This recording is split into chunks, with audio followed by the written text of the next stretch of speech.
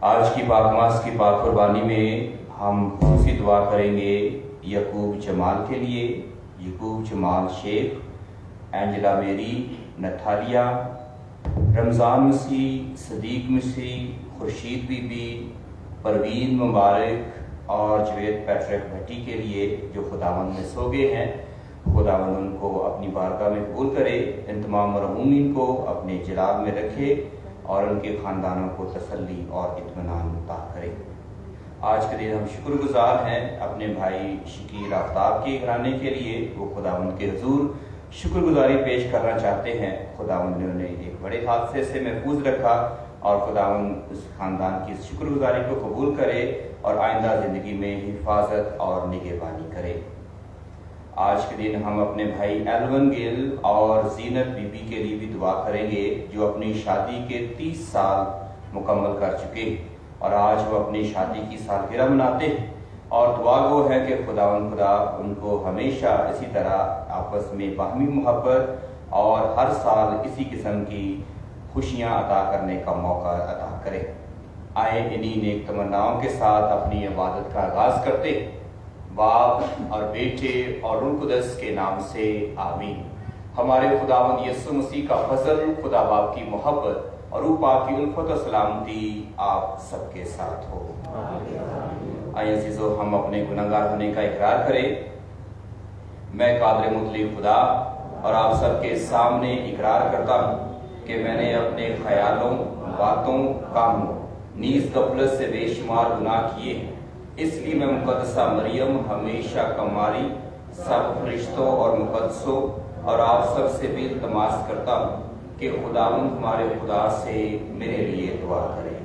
कादिर मुतलक खुदा हम सब पर रहम फरमाए, हमारे गुनाहों को माफ़ करे और हमें हमेशा की ज़िंदगी में दाखिल करे। ऐ खुदावंद रहम कर, ऐ मसीह रहम कर, ऐ खुदावंद रहम कर। आए हम सब मिलकर ग्लोरिया गाते हैं।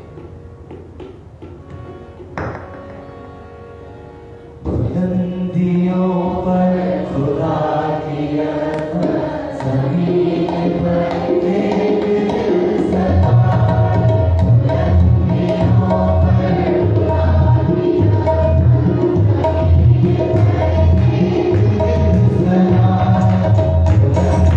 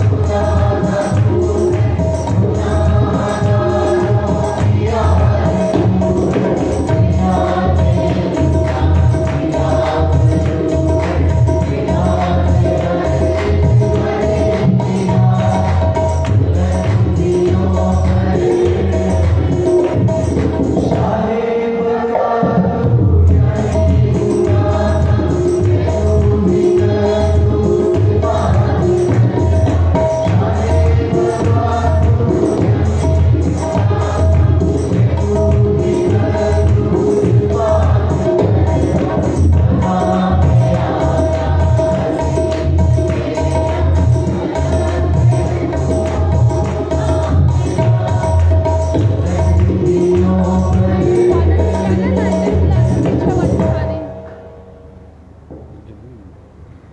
हम दुआ के लिए अपने सरों को झुकाएं और दुआ मांगे।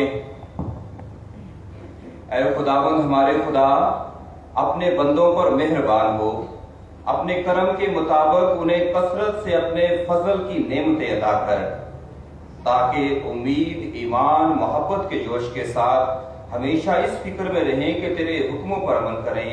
मसीह हमारे खुदावंद के वसीले जो तेरे साथ रूहुल कुद्स की वहदानियत में खुदा है और हमेशा से हमेशा तक जिंदा रहता और सल्तनत करता है। तशरीफ रखें, पाक कलाम की तिलावत सुनें।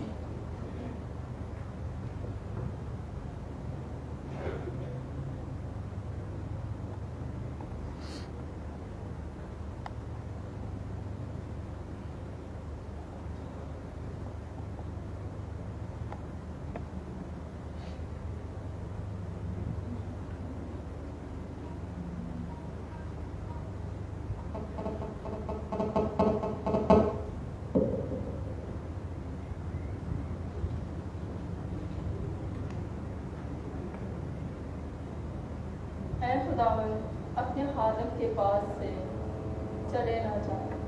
आज की पहली तिलावत तकवीन की किताब 18 बाब 1 ta 10 आयत। एक दिन खुदावंद मकरे के बलूतों में इब्राहिम पर ज़ाहिर हुआ। जब वो दिन की गर्मी के वक्त अपने खैमा के दरवाज़ा पर बैठा था और उसने अपनी आंखें उठाई तो उसे 3 मर्द अपने सामने खड़े नजर आए।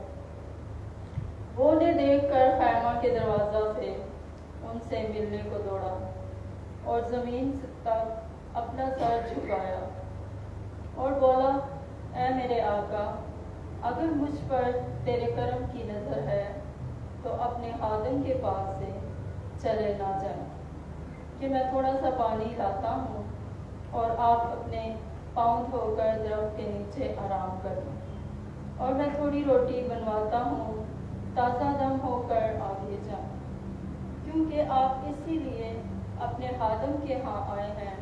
और उन्होंने कहा, जैसा तूने कहा कर।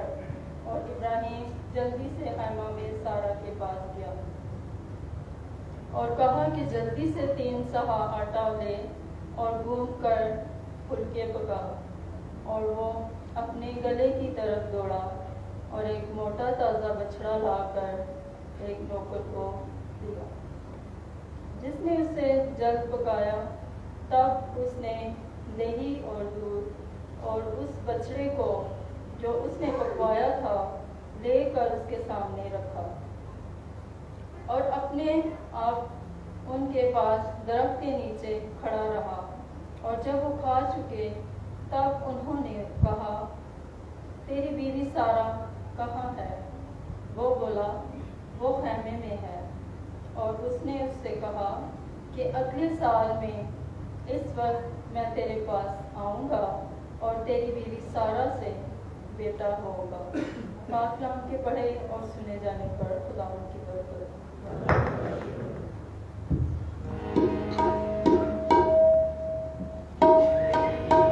चला है तेरे पैराने कलाम तेरा, चला है तेरे पैराने कलाम तेरा, तेरे राह में जो है रोशनी करना।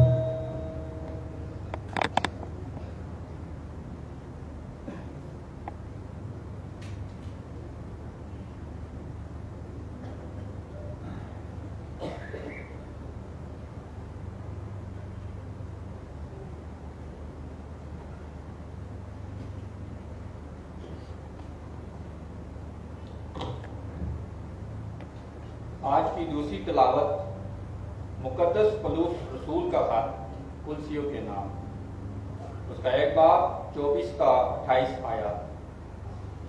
वो भेद जो ज़मानों से पोशीदा रहा है अब मुकद्दसों पर जाहिर किया गया है।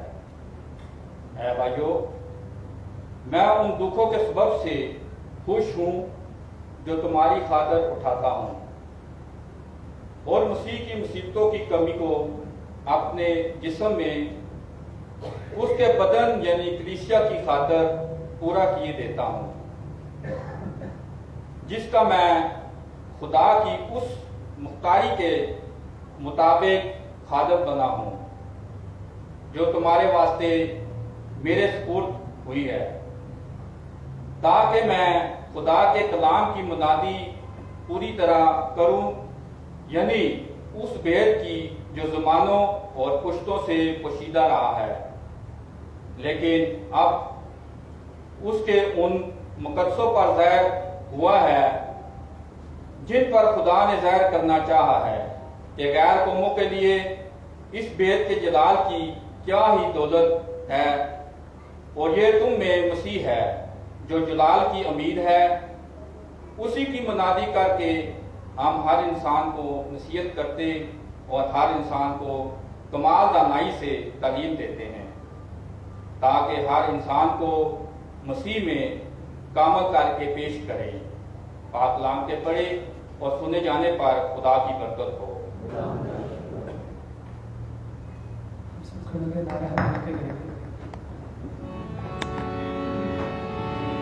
हालेलुया तारीफ करेंगे, यीशु जी की तारीफ करेंगे, हालेलुया तारीफ करेंगे, यीशु जी की तारीफ करेंगे, हालेलुया, हालेलुया, हालेलुया,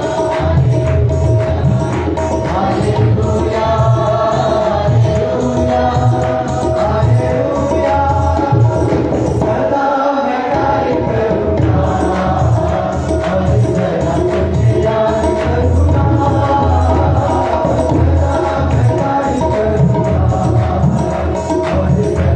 तुझे याद करूंगा। हालेलुया तारीफ करेंगे, यीशु जी की तारीफ करेंगे,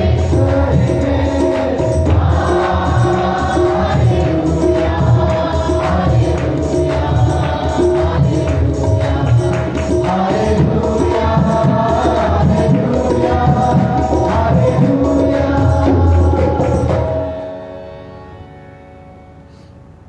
खुदावंद आपके साथ हो। हमारे खुदावंद यीशु मसीह की पाक अंजील मुकद्दस लूका के मुताबिक।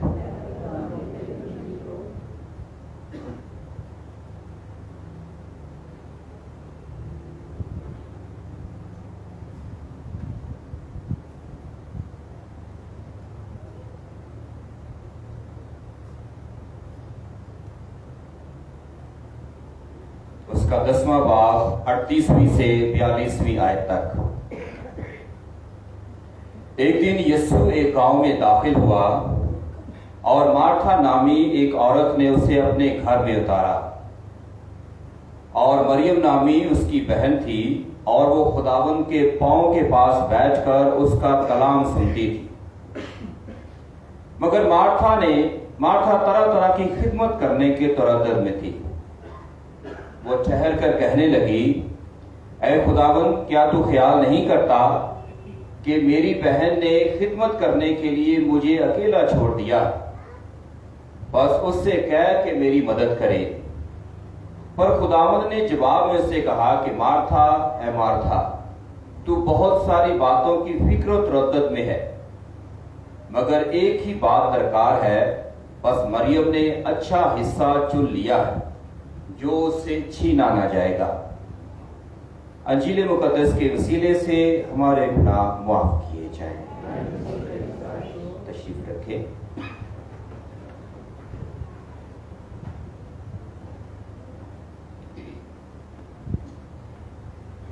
मसीह मेरे अजीज भाई और बहनों, आज के कलाम की रोशनी में हमें जो खुदा पैगाम देना चाहता है वो है मेहमान नवाजी। अंग्रेजी जुबान में उसे हॉस्पिटैलिटी कहते हैं कि खुदा हमें मेहमान नवाजी के बारे में सिखाना चाहता है। तो पहली तिलावत जो हमने तकवीन की किताब से सुनी है, तकवीन उसका 18वां बाब और पहली से 10वीं आयत, इस कलाम में लिखा है कि एक दिन खुदावन ममरे के बलूतों में इब्राहिम पर जाहिर हुआ, जब वो दिन की गर्मी के वक्त अपने खैमे के दरवाजे पर बैठा था, और उसने अपनी आंखें उठाई तो उसे 3 मर्द अपने सामने खड़े नजर आए। वो उन्हें देखकर खैमे के दरवाजे से उन्हें मिलने को दौड़ा। ये यहूदी मजहब में मेहमान नवाजी बड़ी अहम और अहमियत की हामिल है। सारे मजहबों में भी है, हमारे इस मुल्क में भी है, हमारे इस खित्ते में भी है, क्योंकि हम पुराने अहदनामे और यहूदियों की बात कर रहे हैं। इसलिए हम इस बात को समझने के लिए ज्यादा आसान समझ सकते हैं अपने आप को कि खुदा मेहमान नवाज को पसंद करता है। और यहां पर देखें कि जब 3 अशखास, 3 मर्द जो इब्राहिम को जानते हैं, लेकिन इब्राहिम उन्हें नहीं जानता, इब्राहिम को उनका नहीं पता, लेकिन वो इब्राहिम को जानते हैं और वो इब्राहिम के पास आते हैं। और इब्राहिम जब इन आदमियों को देखता है तो वो क्या करता है, कलाम में लफ्जों पर गौर कीजिएगा कि इब्राहिम दौड़ता, क्या अल्फाज है, दौड़ता। और मेरे समेत आप सब ने ये तजर्बा किया होगा, ये तो नामालूम अफराद थे इब्राहिम के लिए। और अगर बचपन में मुझे याद है कि जब हमारे घर में कोई मेहमान आने वाला होता था तो हम इंतजार करते थे। हमारे गांव में एक बस आती थी जो 2-2 घंटे के वक्फे पर आती थी। उस वक्त ये फोन नहीं था, ना मोबाइल था, और ना ही गांव में इस किस्म की फैसिलिटीज थी कि वहां पर जाके अपने घर में से पीजीसीएल से फोन सुन ले। लेकिन हमें खत लिखा जाता था कि जी फलां तारीख को हम आपके घर आएंगे, और हमें मालूम होता था कि हमारे घर मेहमान आने वाले। हो सकता है आपका भी तजर्बा हो। तो सारा दिन एक शख्स की ड्यूटी होती थी, वो बस स्टॉप पर बैठा रहता था। एक बस आती तो वो देखता कि मेहमान उतरे हैं कि नहीं उतरे, आखिरी सवारी के उतरने तक वो उसका इंतजार करता। और जब मेहमान आ जाते तो वो ये नहीं कहता था कि मैं पहले मेहमानों को मिल लूं, वो दौड़कर भागकर घर जाकर खबर देता था कि वो लोग आ गए हैं, खाला आ गई है, मामू आ गया है, फुफो आ गई है, जो भी आ गए। वो उन्हें जाकर बताता कि वो आ गए हैं। तो क्यों बताता था कि घर वाले तैयारी करें, अपने आप को तैयार कर ले। और जब वो तैयारी कर लेते तो वही शख्स दोबारा भागता है और भागकर जाकर मेहमानों के बैग और उनके जो सामान है उनके हाथ में वो उन्हें उठाता और अपने घर तक लाता। उतनी देर में सारे जो घर के मेहमान हैं, मेहमानों का इंतजार कर रहे हैं, वो दरवाजे पर आ जाते और वहां पर मेहमानों का इस्तकबाल होता। ये यहूदियों की बात नहीं है, ये मैं अपने कल्चर और अपने जो हमारे मसीही बहन भाई या गैर मसीही हैं, सारे जिस मुल्क में रहते, खित्ते में रहते हैं, इन सब का ही यही रवैया था। मैंने इसलिए कहा कि क्योंकि अभी ये चीज थोड़ी कम हो गई है। अभी लोग ज्यादा मॉडर्न बन गए हैं, उन्होंने तरक्की कर ली है और आजकल फोन आ गया है। और जब वो घर में आते हैं तो बेचारे आकर फोन करते हैं, जी दरवाजा खोलो। कोई दरवाजा नहीं खोल रहा, हम अंदर आना चाहते। तो ये कदरें हैं कि आप इत्तेफाक करते हैं जो लोग मेरे ये जैसे गांव से, कुछ इलाकों से, गांव की बात छोड़े, वैसे भी क्या आपने कभी ऐसा तजर्बा किया? मैं अपना जाती तजर्बा बता रहा हूं कि कैसे मेहमानों का हम इस्तकबाल करते थे। क्या आप बचपन में कभी ऐसा करते थे? तो ये कि कह दीजिए हम मेहमानों का इंतजार करते। आजकल मेहमान आपको फोन करे तो आप कहते हैं नया नवी मुसीबत आ गई, और पता नहीं कितने दिन रहना है। हम पहले से मुंह चढ़ाते हैं, हम पहले से अपने अंदर ये बात पैदा कर लेते हैं कि हमने उनका इस्तेकबाल नहीं करना। हमारे अंदर बनावट है आर्टिफिशियल। मेहमान आ तो जाते हैं, उन्होंने आना है, उन्होंने कह दिया है, तो आपने चाहते हुए और ना चाहते हुए उनका इस्तेकबाल करना ही करना है।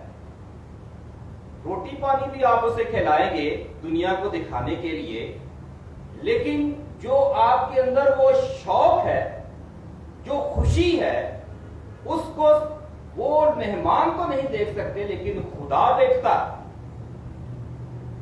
और इसीलिए तो कहा गया कि मेहमान खुदा का रूप है। कहा गया ना, मेहमान रूप है और मेहमान रहमत है। और उसके साथ साथ मेहमान को यही भी कहा गया कि वो रहमत के साथ बरकत भी, कि मेहमान हमारी जिंदगी में बहुत सारी बरकत और फसाइल को भी लेकर आते हैं। वो खिड़कियां खोल के रखें कि मेहमान हमारे लिए बहुत सारी बरकत और फसाइल लेकर आते हैं। ये मैं बात कर रहा हूं जिनको हम सिर्फ जानते हैं, लेकिन आज कलामे पाक में इब्राहिम जानता भी नहीं है, तब भी वो यहां कलाम में लिखा है कि वो भागकर उनके पास जाता है और जमीन तक अपना सर झुकाता। उसे कहते हैं परफॉर्म्ड बाव। जमीन तक सर झुकाने का क्या मतलब जी? हाँ जी, कबूल करना। लेकिन अगर हम यहां पर आपके सामने मैं जमीन तक इस तरह झुक जाऊं तो लोग क्या कहेंगे? ये तो बुत परस्ती कर रहा है, ये तो सजदा कर रहा है, ये तो गलत बात है। ये लोगों को गलत तालीम जो है वो फैलाई जा रही है। और आज ईमानदारों का बाप इब्राहिम, वो के उसके घर में फरिश्ते आए थे, खुदा खुद आया था, लेकिन इब्राहिम को नहीं पता था। इब्राहिम ने जमीन तक अपना सर झुकाया और उनका इस्तकबाल किया, क्योंकि ये उस इलाके और उस खित्ते की रस्म थी। इसका मतलब ये नहीं है कि वो उन्हें खुदा मानता था, वो खुदा के फरिश्ते थे, लेकिन इब्राहिम नहीं जानता था। और उसने अपना सर जमीन तक झुकाया और क्या अल्फाज है? तो बोला कि ऐ मेरे आका, अगर मुझ पर तेरे करम की नजर है तो अपने खादम के पास से चले ना जाए। अब ये किसी उसे ये भी नहीं पूछा कि तुम किसके मेहमान। उसने ये पढ़ा और सुना था कि मेहमान खुदा का रूप होते हैं, मेहमान रहमत होते हैं और मेहमान बरकत का सबब होते हैं। तो उसने कहा क्यों मैं ये फायदा ना उठाऊं कि मेरे घर में अगर मेहमान आ जाएं तो मैं इन मेहमानों से खुदा की बरकत और खुदा की रहमत को हासिल कर लूं, ये शरफ मैं हासिल कर लूं। तो अल्फाज सुनिए, इब्राहिम कहता है कि अगर मुझ पर तेरे करम की नजर है तो अपने खादम के पास से चले ना जाए, कि मैं थोड़ा सा पानी लाता हूं और आप अपने पांव धोकर दरख्त के नीचे आराम करें और मैं थोड़ी रोटी बनवाता हूं। खुदा का फजल है, खुदावंद ने आपको तो बहुत खूबसूरत और अच्छे अच्छे घर दिए हैं, अच्छे अच्छे ड्राइंग रूम्स हैं, अच्छे अच्छे किचन्स बने हैं। आप वहां पर मेहमान आते हैं और एयर कंडीशन में भी बिठाने की खुदावंद ने आपको ये कुव्वत और ताकत दे रखी है। लेकिन इब्राहिम रेगिस्तान में, उसके पास आलीशान घर नहीं है, उसके पास कोई जदीद मार्केट नहीं है जहां से भागकर फौरन ही वो चीजें ले आए और मेहमानों का इस्तकबाल करे। वो खैमे में रहता है, टेंट में। और टेंट कहां पर लगा है? रेगिस्तान में, जहां पर रेत है। और आप में से कोई चलकर रेत में मुझे दिखाए, जैसे हम एबटाबाद में रहते हैं, अभी मैं कल उधर अयूबिया में था, तुम्हारी सिस्टर सेबान डरगाबाद में रहते हैं, जो सहरा है, रेगिस्तान है, रेत होती है। और शाम के वक्त सिर्फ मौसम ठीक होता है, दोपहर के वक्त बेशक एसी भी लगा लो तब भी आपकी गर्मी जो है वहां पर खत्म नहीं होती। और वो बता रहे थे कि यहाँ पर कितनी हरियाली, वहां पर कोई दरख्त नहीं उग सकता, और लगाते हैं, लेकिन इतनी शदीद गर्मी है कि वो दरख्त भी जल जाता है। और उस रेत को अगर तपती दोपहर में आप उस पर चलकर आए, पहले जमाने में जूतियां नहीं होती थी, पहले जमाने में जूतियां नहीं होती थी और लोग नंगे पांव चलते थे। और इसीलिए जब कोई मेहमान किसी के घर में जाता था तो सबसे पहले जिसने उसे अपने घर में बुलाया है वो उसके पांव धुलवाता था ठंडे पानी के साथ। ये वजह थी कि ये मेहमान नवाजी का एक तरीकाकार था। इसीलिए इब्राहिम अब उनके पांव धोकर दरख्त के नीचे उन्हें आराम करने के लिए कहता है। तो आराम, पहले उन्होंने आराम किया और उसके बाद वो अपने घर गया और अपनी बीवी से कहा कि तुम इनके लिए रोटी बनाओ। और अपने खैमे में गया और जल्दी से 3 सा आटा लेकर गूंदकर सारा ने फुलके पकाए और गले की तरफ दौड़ा। अब देखे सारी बातों में वो दौड़ रहा है कि मेहमान को कोई तकलीफ ना हो। फिर मैं दोबारा अपने ही कल्चर की बात बताता हूं। आमतौर पर गांव में लोगों ने घरों में मुर्गियां पाली होती। अभी तो बहुत महंगा हो गया हर चीज। और वो मुर्गियां इसलिए नहीं पाली जाती थी कि शायद उनसे कोई कारोबार हो, आप उनके अंडे बेचे या आप मुर्गियां बाजार में दे दे।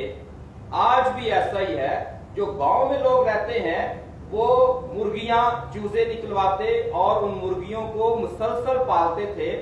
और उसकी वजह क्या थी कि अगर हमारे घर में कोई मेहमान आता है तो वो उन्हीं मुर्गियों में से एक मुर्गी को ज़बह करके अपने मेहमानों की खातरदवाजी करते थे।